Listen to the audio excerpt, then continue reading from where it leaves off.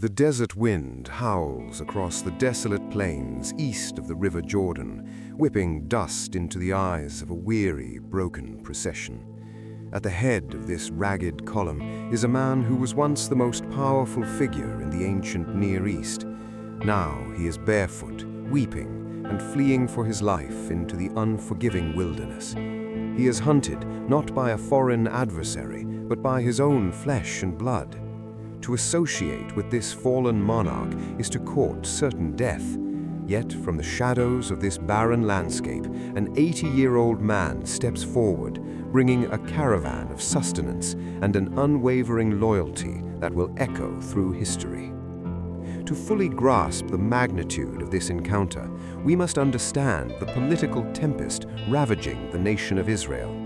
King David's throne has been violently usurped by his ambitious and charismatic son, Absalom. Through cunning and charm, Absalom has stolen the hearts of the Israelites, and the capital city of Jerusalem has fallen into rebel hands without a single sword being drawn. David, accompanied by a small, exhausted band of loyalists, is forced into a humiliating exile, traveling towards the fortified city of Mahanaim in the rugged, mountainous region of Gilead.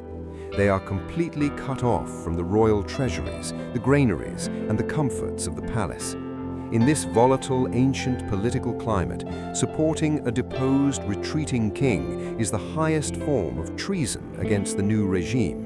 Anyone caught offering succor to David risks the immediate and brutal wrath of Absalom. It is a moment of profound darkness, a crucible of fear, where true allegiances are tested and where the cost of friendship is measured in blood.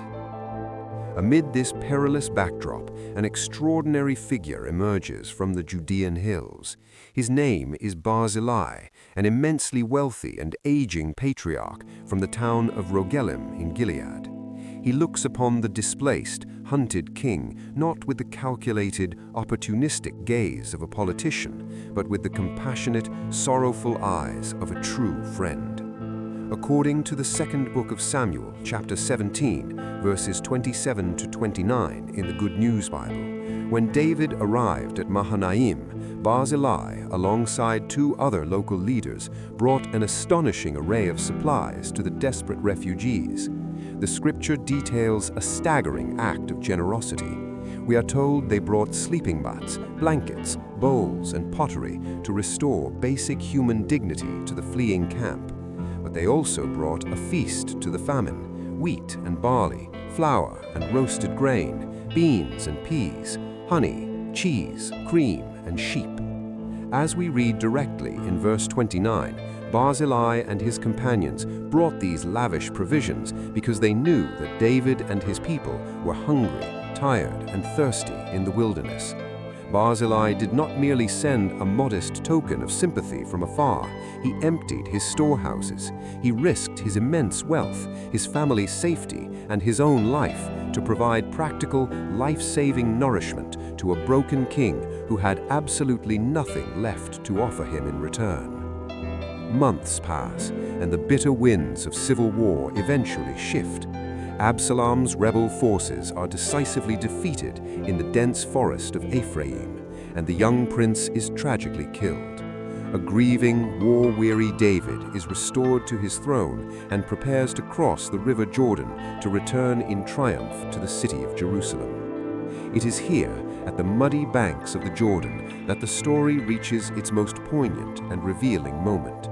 Barzillai, bearing the heavy weight of his 80 years, travels down from his highland home one last time to honor the king and escort him across the river.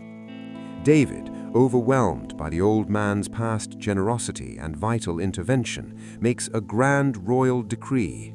As we read in the second book of Samuel, chapter 19, verse 33, the king turns to his loyal friend and says, "Come with me to Jerusalem, and I will take care of you for the rest of your life." It is an offer of ultimate luxury, a permanent seat at the king's table, and the highest honor the restored realm can bestow upon a civilian. But Barzillai's response is a breathtaking masterpiece of humility and self-awareness. According to verses 34 to 37 of that same chapter, Barzillai gently but firmly declines the king's tremendous favor. He asks the king, "How much longer do I have to live? Why should I go to Jerusalem with your majesty? I am 80 years old, and nothing gives me pleasure anymore. I can't taste what I eat and drink, and I can't hear the voices of singers." He explains with profound vulnerability that his aging body would only be a burden to the royal court. Instead of clinging to status or grasping at the glamour of the capital, he makes a simple, deeply human request: "Let me go back home and die near my parents' grave." Then he offers his servant, Chimham, to go in his place and receive the king's blessing. David warmly agrees. He kisses Barzillai, pronounces a blessing over him, and watches as the faithful old man turns his back on the palace, walking quietly back to his own city. As we reflect on the dust settling on the banks of the Jordan River, Barzillai's quiet departure leaves us with a profound meditation on the seasons of life and the unshakable nature of true devotion. The primary lesson we unearth from this narrative is the enduring, transforming power of faithfulness and generosity in our later years.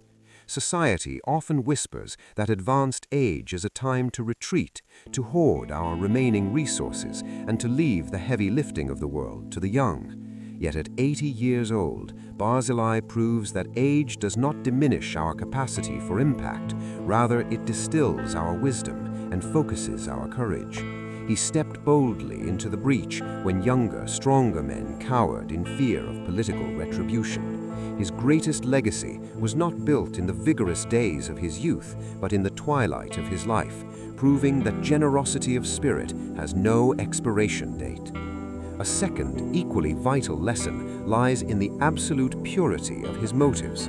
Barzillai gave everything when David was a fugitive with nothing to offer him, and he politely refused a reward when David had the entire kingdom to give him.